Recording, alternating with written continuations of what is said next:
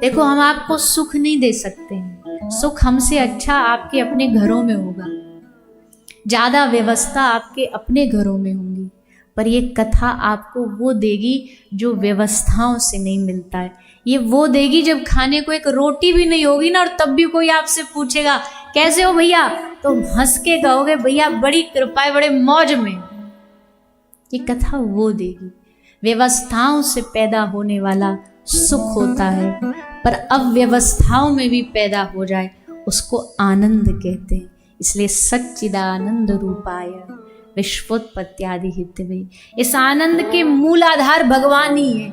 ये आनंद दुनिया में नहीं मिलता है, दुनिया में सब टेम्परेरी चीजें हैं, सब टेम्परेरी है, लेकिन यहाँ जो प्राप्त होने वाला है वो परम आनंद है। एक बार हृदय में प्रवेश हो गया तो सारा जीवन इस आनंद के सागर में डुबकियां लगाते रहोगे, डूबते रहोगे, और ये डुबकियां लगाते रहने में ही सुख है। कई लोग कहते हैं हम कथा सुन के तर जाएं, बस ऐसी कृपा कर दो। ये तरने के लिए नहीं है कथा, ये मुक्ति मोक्ष के लिए नहीं है कथा, ये विमान आ जाए यहाँ पर और हमें स्वर्ग ले जाए उसके लिए नहीं है कथा। कई लोगों की इच्छा होती है, बोले कथा मुक्ति दे देती है। कथा मुक्ति का तो हमको पता नहीं, पर इतनी गारंटी है यहाँ पढ़े पढ़े जब कथा सुनोगे ना, तो कथा तुम्हें मुक्ति तो नहीं पर भक्ति तो डेफिनेटली देगी ही देगी। और भक्ति मिलने का मतलब है, भक्ति मिलने से गोविंद भी पीछे पीछे अपने आप मिल जाते हैं। ये भक्ति की भूमि है, नृत्यते, जहाँ भक्ति नृत्य करती है, नाचती है। इसलिए ब्रज की भक्ति में नाचना गाना और रोना, ये दो विशेष है। एक पल में रोता रहेगा और अगली पल में नाचने लग जाएगा। बाहर वाला कोई आदमी देखेगा तो कहेगा लगता बुद्धि खराब हो गई है इसकी। अब हर पल जो जिसके इमोशन बदलते रहे ना, उसको दुनिया में पागल बोला जाता है। अभी हंस रहा है और फिर रोने लग जाए तो भैया कोई मेंटली प्रॉब्लम है। यहां भी ऐसे ही मिलेंगे, हंसते हंसते रोने वाले, रोते रोते नाचने वाले, और नाचते नाचते फिर रो जाने वाले, पर ये मेंटली पागल नहीं है। इनको पागल बनाए ठाकुर जी के प्रेम ने पागल बनाया है।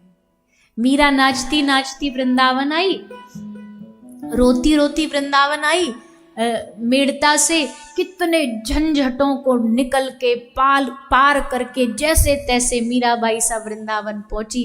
वृंदावन आई, किसी ने कहा मीराबाई सा तुम ब्रज आ गई हो, तुम वृंदावन आ गई हो, पर आपके लिए हमारे पास एक बैड न्यूज है।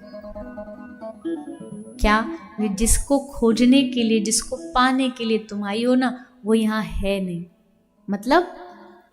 मतलब गिरधर, जिसको गिरधर को पाने आई वो यहाँ नहीं है, वो द्वारिका में है। तो मीरा अब तक तो रोती हुई आ रही थी, पर जैसे ये बात सुनी तो खड़ी होकर नाचने लग गई।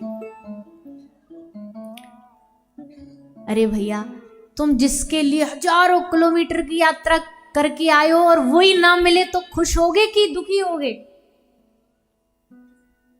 परेशान हो गए, अरे भाई हम तो इतना दूर से आए, और ये नाच रही है। मीरा से पूछे तू क्यों नाच रही है? लोगों के लिए तो दुख का कारण है कि भगवान नहीं मिला यहाँ पर तेरे खुश होने का कारण क्या है? तो मीरा कहती है मेरे खुश होने का कारण ये है कि मिल जाने पर किसी के यात्रा और मिलन की जो तीव्र उत्कंठा होती है ना, जो व्याकुलता होती है, वो खत्म हो जाती है। पर न मिलने पर उत्कंठा और बढ़ती है, व्याकुलता और बढ़ती है। अगर वो गिरधर यहाँ ब्रज में मिल जाता तो मेरी यात्रा यही समाप्त हो जाती। न मिलने पर अब एक और मौका मिला है मुझे उसे पुकारने का, इसलिए द्वारिका तक अब फिर रोती रोती जाऊंगी, गिरधर को पुकारूंगी। क्यों? क्योंकि उससे मिलने में मजा नहीं है जितना उसको पुकारने में मजा है, जितना उसको याद करने में मजा है।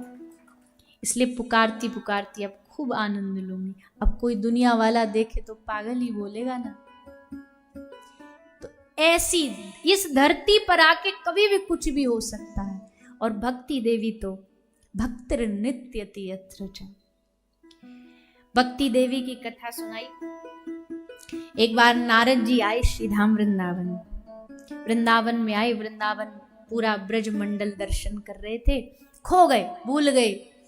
यमुना जी के किनारे किनारे पर, यमुना जी के पुलिन पर श्री नारद जी दर्शन करते करते विचरण कर रहे हैं।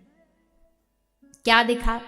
वृंदावन की पहचान, गैया घूम रही है, आसपास ठाकुर जी की कानों में वंशित ध्वनि सुनाई दे रही है, कहीं पर ठाकुर जी के श्री जी के नूपुर सुनाई दे रहे हैं, ये सब कान में आ रहा है। बड़े डूबे हुए थे नारद जी, उनको ध्यान भी नहीं कोई आसपास क्या चल रहा है। तभी उनको आवाज आई, भो भो साधु शनम तिष्ठ मच्चिंतामपि नाशय। भक्ति देवी ने आवाहन किया, आवाज लगाई, भो भो साधु, हे साधु, हे साधु रुक जाइए, क्षण भर के लिए यहां रुक जाइए। रुक गए नारद जी, परिचय पूछा, अहम भक्तिर्तिख्याता इमौ में तनयो मतो ज्ञान वैराग्य नामानो काल योगे निजरो। भक्ति देवी अपना परिचय देती है, दो ज्ञान वैराग्य इनके पुत्र है, पर वृंदावन में आके रिवर्स हो गया, उल्टा हो गया, ऑपोजिट हो गया। भक्ति जवान हो गई, माता जवान हो गई, ज्ञान वैराग्य वृद्ध हो गए। रीजन नारद जी ने बताया, वृंदावनस्य संयोगात् पुनस्तत्वं तरुणी नवा धन्यम वृंदावनम तेन भक्तिर्नित्यति यत्र च। ये देवी, ये भूमि वृंदावन की भूमि है, ब्रज की भूमि है, ये भूमि महा आनंद की भूमि है, ये भूमि महासागर है, समुद्र है भाव का, प्रेम का। श्री हरिराम व्यास जी ने लिखा,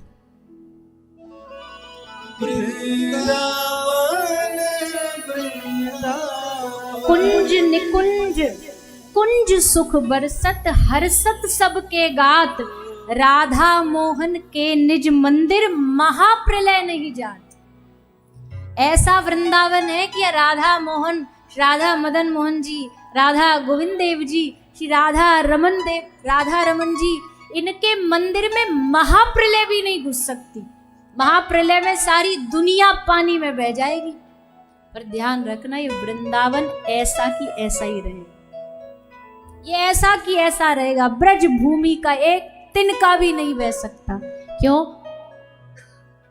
क्योंकि ये वृंदावन, श्री राधे हृदय ते रसेन जटिमाम, श्री गोस्वामी पाद कहते राधा रानी का हृदय है, ये ऐसा ही रहे। नारद जी कहते, देवी भक्ति आप जगह भी तो देखो, कहां बैठी हो? वृंदावन में बैठी हो। यहाँ वृंदावन के चप्पे चप्पे पर, पग पग पर भक्ति नाचती रहती है, नृत्य करती है। यहां भूखा नहीं सोता कोई, वो सबको खिला देता। वृंदावन में कोई आ जाए, बोल भैया हमारे पास रोजगार नहीं है, आ जाओ, हर कदम पे आपको पूरी हलवा सब्जी बटती वही मिलेंगी, खाने का जुगाड़ वहां हो जाएगा। रहने का, बोले हर जगह आश्रम में कहीं भी चले जाओ, बोले बाबा जी हमको थोड़ा एक रात्रि रह वहां जाओ, कोई कमी नहीं है। यहाँ भूखा नहीं सोता कोई, वो सबको खिला देता है। यहाँ का पत्ता पत्ता उसके होने का पता देता है। और ब्रज वालों को नशा करने के लिए कहीं और नहीं जाना पड़ता। क्यों? क्योंकि ब्रज का तो पानी भी नशा देता है, ब्रज के तो जल में ही भक्ति का नशा है। नारद जी कह रहे, देवी आप इस भूमि में हो, यहाँ भक्ति का साम्राज्य है। इस कारण से यहाँ ज्ञान वैराग बूढ़े हो गए, आप थोड़ा युवा हो गई। देवी ने कहा, प्रभु अब जो हो सो ठीक है, पर अब एक कृपा करो, जैसे तैसे इन बालकों को, इनकी मूर्छा को दूर करो। तो नारद जी ने उपाय करना शुरू किया। कई सारे उपाय करे, मंत्रोच्चारण, यज्ञ, हवन सब कर डाले, पर कोई लाभ नहीं हुआ। तब आकाशवाणी ने कहा, इनके लिए सत्कर्म करो। सत्कर्म खोजते खोजते पहुंचे विशालापुरी बद्रिकाश। भगवान बद्रीनाथ में सनक सनंदन सनातन सनत कुमार चारों भ्राता मिले। उनसे पूछा तो उन्होंने आज्ञा दी, श्रीमद् भागवतालाप शतुगीत शुकादि भी, भागवत कथा से बड़ा सत्कर्म क्या हो सकता है, इसका आयोजन कराओ। कहाँ कराएं? गंगा का तट। वैसे तो हर जगह कथा हो सकती है, पर कुछ भूमि अत्यधिक सुगम होती है, उच्च श्रेष्ठ मानी जाती हैं, उन जगह पर हो तो कथा का और रस बढ़ जाता है। तो गंगा के तट पर, आनंद घाट पर, ऋषिकेश में प्रथम भागवत हुई, नारद जी पधारे, सनकादि चारों भाई वक्ता बने और जैसे कथा विश्राम हुई, भक्ति सुतौ तौ तरुणौ गृहीत्वा प्रेमैक रूपा सहसा विराशीत, श्री कृष्ण गोविंद हरे मुरारे नाथेति नामानि मुहुर्वदन्ति। भक्ति नाचती नाचती कथा प्रांगण में प्रकट हो गई। भक्ति नाच रही है, सब देख रहे हैं, सबने देखा, हाँ भक्ति देवी नृत्य कर रही है। परिचय दिया, ये भक्ति है और ज्ञान वैराग्य इनके पुत्र हैं। भक्ति देवी ने निवेदन किया हे नारद जी से कि प्रभु, इस स्थान में सबके लिए जगह बनाई गई है, वीआईपी जगह होती हैं, पास मिलते हैं, सोफे होते हैं, उन पे लिख भी दिया जाता है रिजर्वेशन, यजमान परिवार, कोई मंत्री आ रहा उनका नाम लगा दिया, कोई महाराज आ रहे उनका नाम लगा दिया। भक्ति देवी ने कहा हमारे लिए तो कोई सीट ही नहीं है, कोई कुर्सी नहीं डाली गई हमारे लिए। नारद जी ने कहा भक्ति कुर्सी पे बैठी अच्छी नहीं लगती, भक्ति सोफे पे बैठी अच्छी नहीं लगती, भक्ति कहाँ बैठी अच्छी लगती है? भक्ति का सिंहासन है भक्तों का हृदय। आप भक्तों के हृदय में जाकर के इन श्रोताओं के हृदय में बैठ जाइए, इससे उच्च कोटि का स्थान कोई नहीं होगा। निरंतरम वैष्णव मानसानी, वैष्णवों के हृदय में भक्ति तिजोरी में जैसे खजाना आदमी बिल्कुल ढक के रखता है ना, दबा के छुपा के चोरी ना हो जाए, कीमती चीज को छुपा के रखा जाता है। एक हमारे ब्रज में एक महाराज जी कथा सुनाते हैं कि एक महाराज जी कुटिया में रहते थे, छोटी सी झोपड़ी थी, बहुत उनके पास सब आते थे। तो एक चोर ने सोचा, बोले बाबा जी के पास जाके इनकी कुटिया में चोरी करेंगे, सुना है बाबा जियों के पास बड़ा माल होता है, तो यहाँ जाके देखा जाए। तो आए, कुटिया बाबा गए हुए थे, खोल करके देखा, अंदर एक अलमारी, बोले माल पक्का महाराज जी ने, बाबा जी ने इसी में छुपाया होगा। सो उसका ताला तोड़ा, उसके भीतर एक और छोटी सी अलमारी थी, बोले पक्का कोहिनूर छुपाया है, जो इतने ताले तो उसको खोला, उसमें एक तिजोरी रखी थी, तिजोरी खोली, उसमें एक और तिजोरी रखी थी, उसका ताला तोड़ा, उसमें एक और डब्बा रखा था, डब्बा खोला, उसके अंदर एक और डब्बा रखा था, उसको खोला, उसमें छोटी सी डिबिया रखी थी। चोर बोला मिल गया हीरा मिल गया, इसी में हीरा छुपाया हुआ है। जैसे डिबिया खोली तो उसमें भरा रखा था क्या? वृंदावन की रज, वृंदावन की माटी। क्यों?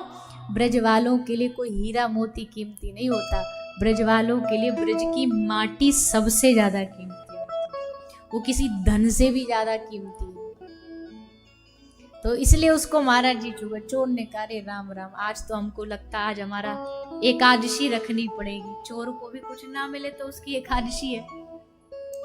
तो आज तो गए, हमारा तो पूरा दिन खराब कर दिया। तो कीमती चीज भैया छुपा के रखी जाती है, भक्ति सबसे कीमती है। कहाँ छुपा के रखता है? भक्त अपने हृदय में। और जिस हृदय में भक्ति देवी उतर आती है उसमें भगवान भी उतर आते हैं।